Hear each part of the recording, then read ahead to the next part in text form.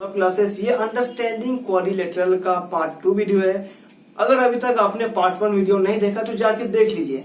हम लोग अभी शुरू करते हैं कि काइंड्स ऑफ क्वाड्रिलेटरल में हम लोग पढ़ रहे थे ट्रेपीजियम के बारे में। किसके बारे में? ट्रेपीजियम के बारे में। तो क्या होता है ट्रेपीजियम? तो ये रहा ट्रेपीजियम का शेप। ओके, तो इसका आमने सामने का जो साइड्स होगा वो आपस में पैरेलल होगा। इसका नाम दे देंगे ए बी सी डी। तो क्या कर सकते हैं कि ए बी जो है वो पैरेलल होगा डीसी के। और ट्रेपीजियम का एक शेप है जो कुछ इस टाइप का है। इसका भी नाम है ए बी सी डी। इसमें भी ए बी जो है पैरेलल होगा डीसी के। तो ये हो गया ट्रेपीजियम। उसके बाद हम लोग आते हैं कि काइट के बारे में। काइट मतलब पतंग, पर यहाँ पे काइट का शेप के बारे में हम लोग पढ़ने वाले हैं। तो ये रहा काइट का शेप। आपने बहुत सारे काइट बनाए होंगे। ये नीचे वाले इसको हम लोग हटाएंगे, इसका कुछ काम नहीं है। ओके, तो यहाँ पे इसका नाम देंगे ए बी सी डी। तो ये जो है वो 90 डिग्री पे एक दूसरे को इंटरसेक्ट करेगा। और यहाँ पे एडी जो है ए बी आपस में इक्वल होगा। और डीसी और बीसी जो है वो भी आपस में इक्वल होगा। तो चलिए आगे देख लेते हैं कि यहाँ पे क्या क्या है। कि यहाँ पे एडी जो है वो इक्वल होगा ए बी के, और डीसी जो इक्वल होगा वो होगा बीसी के। ओके, नाउ इसके आगे हम लोग देखेंगे कि वेरी वेरी इंपॉर्टेंट पैरेललोग्राम के बारे में। इसको मिटा रहे हम लोग। तो यहां पे हम लोग आगे देखेंगे पैरेललोग्राम के बारे में। ओके, तो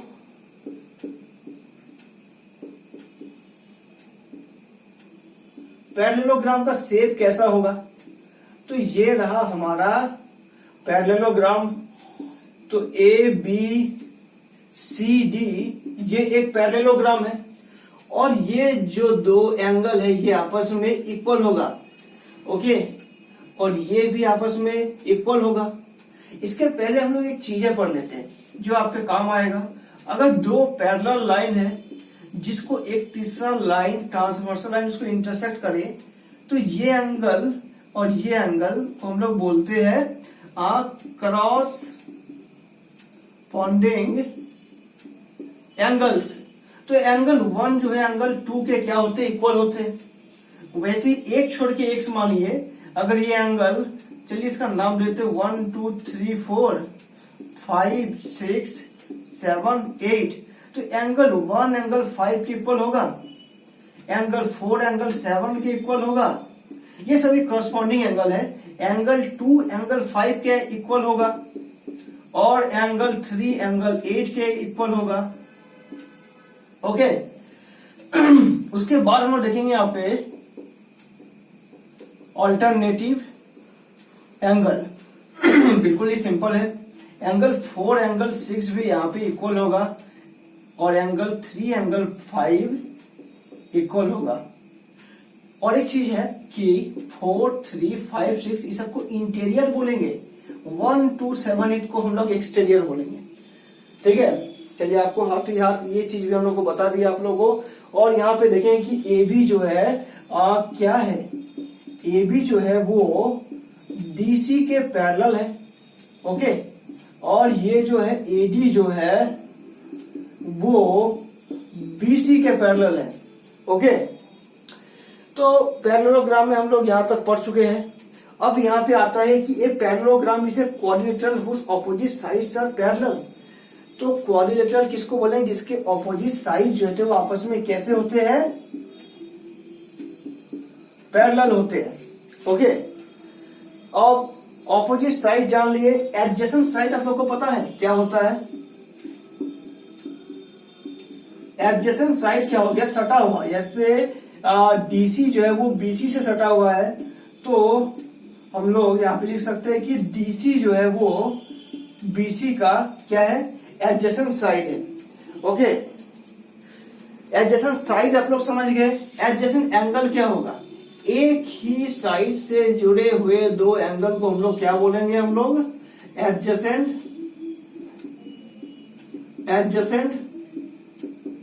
एंगल्स।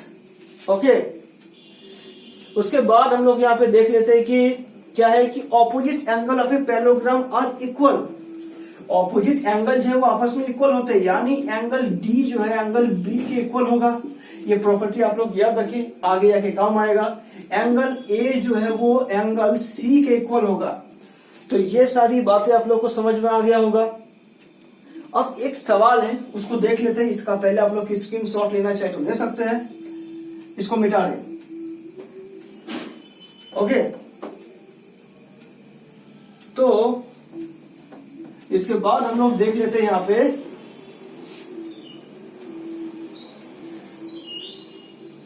कि एक सवाल है, क्या है आखिर। तो कुछ पिक्चर इसका कुछ इस टाइप का है। ओके, और ये यहां से बड़ा हुआ है। ये एंगल आपको दिया नहीं है, ये दिया है टी एस, ये दिया है बी, ये दिया है ई, और ये आपको दिया गया है वाई, ये है जेड, ये दिया है 100 डिग्री, और ये भाई एक्स। यानी आपको बस दिया है एक ही एंगल और आपको सारा कुछ निकालना है। कैसे करेंगे? तो प्रॉपर्टीज का हम लोग यूज करेंगे। ये एक पैरेललोग्राम है, पहली बात, और एंगल बी जो है एंगल एस के इक्वल होगा, क्योंकि पैरेललोग्राम के प्रॉपर्टी में हम लोग पढ़ चुके हैं कि ऑपोजिट एंगल आपस में इक्वल होते हैं। तो एक्स का वैल्यू भी 100 डिग्री आ गया।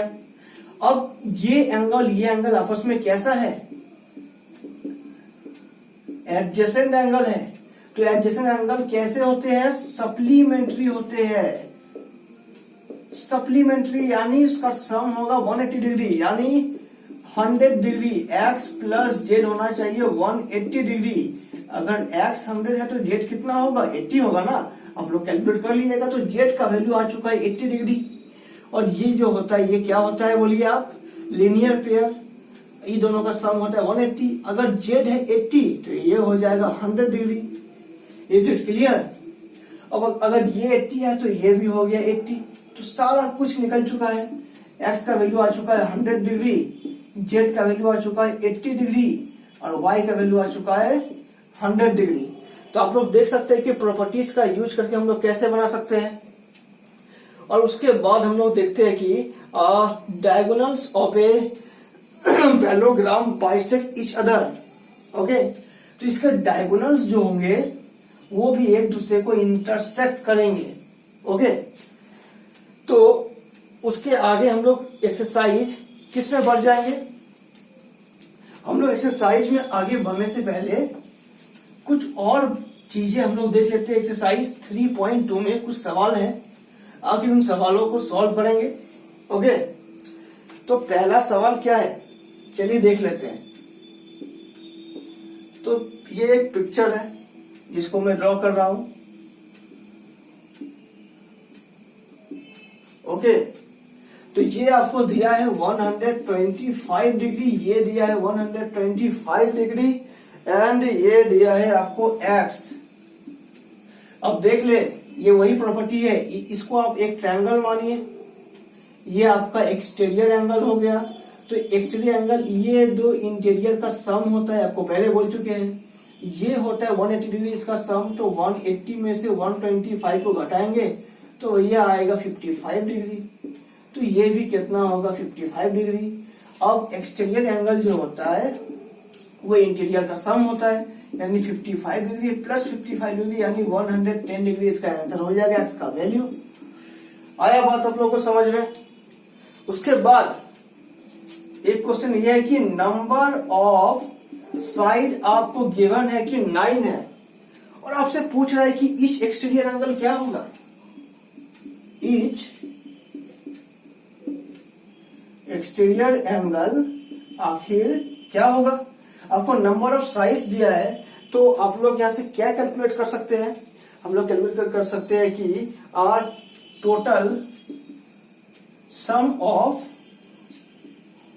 एंगल्स क्या होता है? n-2 इंटू 180 डिग्री होता है, यानी 9 - 2 इंटू 180 डिग्री, यानी 7 into 180 डिग्री, तो 1260 इसका सम आ रहा है। ईच एक्सटीरियर एंगल का फॉर्मूला क्या होता है कि सम ऑफ एंगल्स बाय, नीचे हम लोग करेंगे कि नंबर ऑफ साइड, यानी 1260 को हम लोग डिवाइड कर देंगे 9 से, जिसका आंसर आएगा 140 डिग्री। आया बात आप लोग समझ में? तो ये कुछ इस तरीके से बनेगा। उसके आगे हम लोग क्या देख सकते हैं, अगला सवाल ये है कि आपको एक्सटीरियर एंगल दिया गया है। एक्सटीरियर एंगल दिया गया है आपको 24 डिग्री, और नंबर ऑफ साइज पूछ रहा है आपसे पूछ रहा है नंबर ऑफ साइज क्या होगा। नंबर ऑफ साइज पहले एक्सटीरियर एंगल 24 डिग्री है, और तो आपको सबसे पहले निकालना पड़ेगा यहाँ पे सम ऑफ एक्सटीरियर एंगल। तो आपको पता है कि सम ऑफ एक्सटीरियर एंगल होता है 360 डिग्री, तो नंबर ऑफ साइड आएगा 360 डिवाइड एक्सटीरियर एंगल यानी 24, इसका वैल्यू 15 डिग्री आएगा शायद। बिल्कुल सही, आप लोग को आया बात समझ में? तो और एक चीज देख ले कि interior angle plus exterior angle का सम होता है 180 डिग्री, इसका भी हम लोग आगे यूज करेंगे।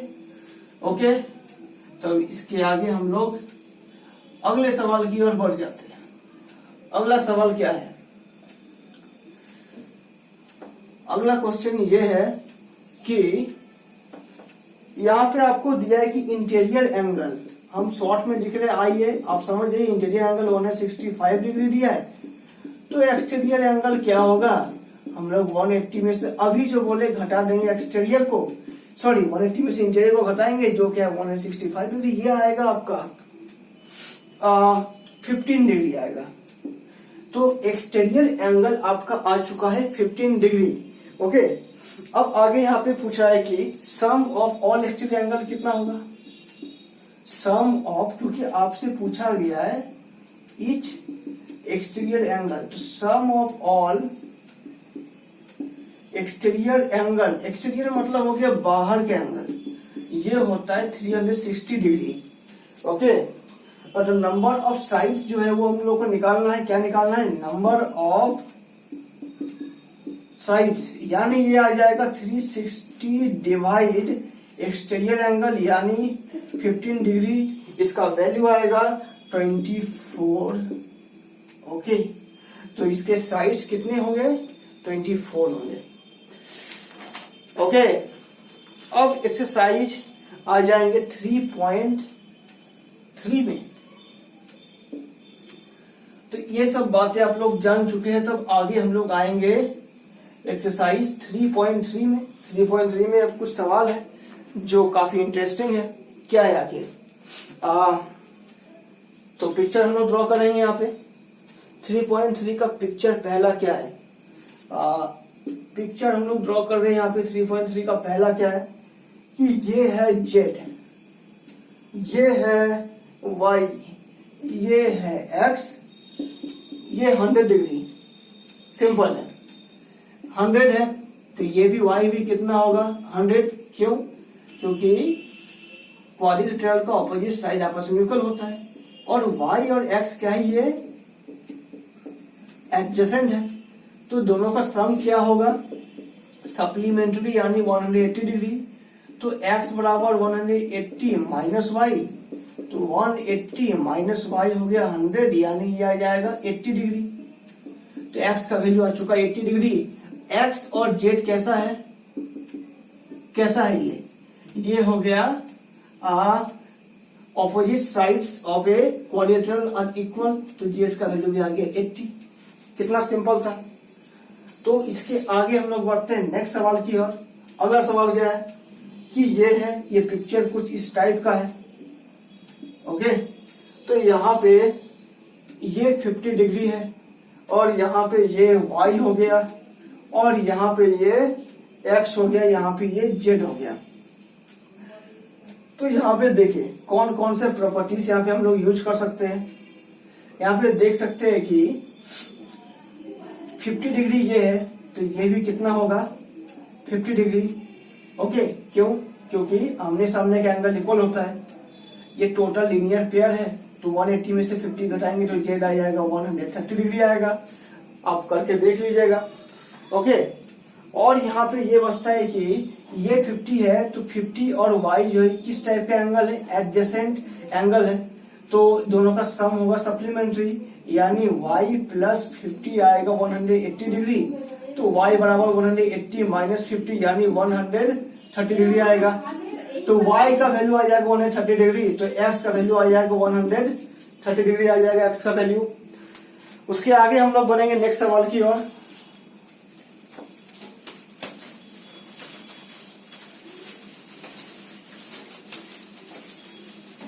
अगला क्वेश्चन ये है कि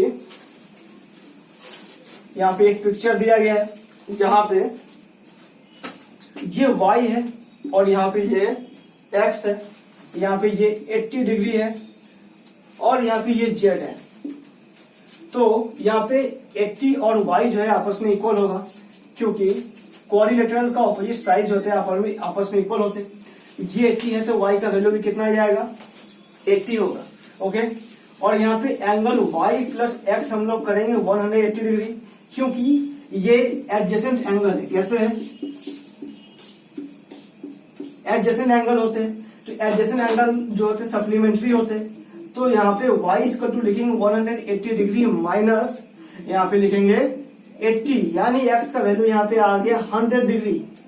ओके, अगर x 100 है तो ये भी एंगल कितना होगा 100 डिग्री होगा, है कि नहीं? तो z का वैल्यू सिंपली आ जाएगा 80 डिग्री। इसके दो तरीके हैं। आप देखिए कि यहाँ पे ये 80 है तो ये भी 80 होगा।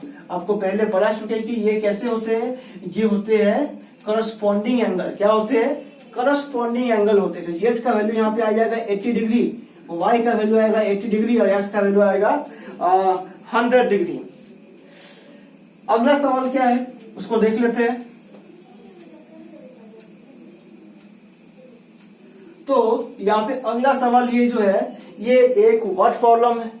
तो आपको वर्ड प्रॉब्लम पढ़ के सुन लेते हैं कि the measure of two adjacent angles of a parallelogram और इन द रेशियो ऑफ ए 3:2। देखिए किसका बात किया गया, एडजेसेंट एंगल। क्या एडजेसेंट एंगल जो है वो 3:2 के रेशियो में है, यानी हमको पहले ये ड्रॉ करना पड़ेगा पैरेललोग्राम और यहाँ पे ये 3 और 2 के रेशियो में। तो रिक्वायर्ड रेशियो क्या मान लेंगे 3x और 2x। ओके, तो find the measure of each of the angle of a parallelogram. तो आपसे पूछा गया कि एंगल क्या होगा। तो आपको पता है कि एडजेसेंट एंगल जो होते हैं वो क्या होते हैं, सप्लीमेंट्री होते हैं, यानी 3x प्लस 2x का सम आएगा 180 डिग्री, यानी 5x आ जाएगा 180 डिग्री। तो x का वैल्यू आएगा 180 डिग्री बाई 5, यानी 5 3 जा 15 और 5 6 जा 30। x का वैल्यू हम लोग निकाल चुके हैं कितना 36 डिग्री। तो x का वैल्यू 36 डिग्री है। तो पहला क्या था बोलिए 3x, यानी 3 इंटू 36 108 डिग्री। अगला है कि 2x यानी 2 इंटू 36 यानी 72 डिग्री। तो दो एंगल का वैल्यू हम लोग निकाल चुके हैं। तो बस यही आपसे निकालने के लिए कहा गया था। अब अगला सवाल जो देखते हैं वो भी काफी अच्छा है। अगला सवाल क्या है, ये काफी इंपॉर्टेंट है। तो हम लोग इसका पिक्चर को ड्रॉ करेंगे। ओके, तो इसका पिक्चर कैसा है, तो यहाँ पे ये देखिए जो अभी हम लोग ड्रॉ करने वाले हैं। तो यहाँ पे ये है कि P E H O ये हो गया 70 डिग्री और ये दिया है आपको यहाँ पे। अच्छा, यहाँ पे एक डायगोनल है तो यहाँ पे ये y है और यहाँ पे ये है 40 डिग्री दिया है आपको और नीचे ये है एंगल, ये z है और ये आपका यहाँ पे x है। तो आपसे यहाँ पे पूछा जाएगा बाकी सबका वैल्यू। तो चलिए बिल्कुल आसानी से समझते हैं। यहाँ पे ये टोटल क्या है 180 डिग्री है। क्यों है? क्योंकि लीनियर पेयर है। उसमें से 70 डिग्री को घटाएंगे तो क्या आएगा? 110 डिग्री आएगा। तो ये एंगल हमारा आ गया 110 डिग्री, और ये एंगल आपस में इक्वल होगा, क्योंकि क्वाड्रिलेटरल का अपोजिट एंगल आपस में इक्वल होता है। तो x का वैल्यू हम लोग सबसे पहले निकाल चुके हैं 110 डिग्री। Is it clear? अब उसके आगे हम लोग देखते हैं कि ये एंगल 70 और ये पूरा एंगल कैसा है? आपस में कंप्लीमेंट्री है। तो कैसा है? कंप्लीमेंट्री, यानी 40 प्लस जेड कितना आएगा?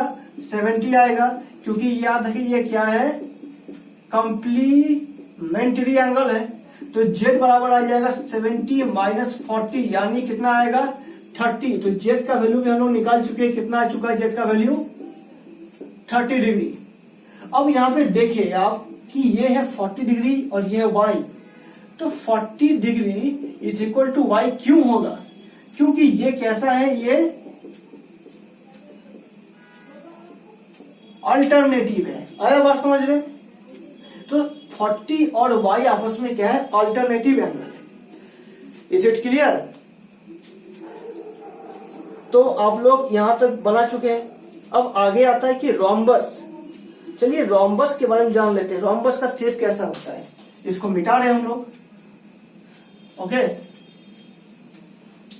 अब आगे हम लोग रोम्बस के बारे में पढ़ लेते हैं।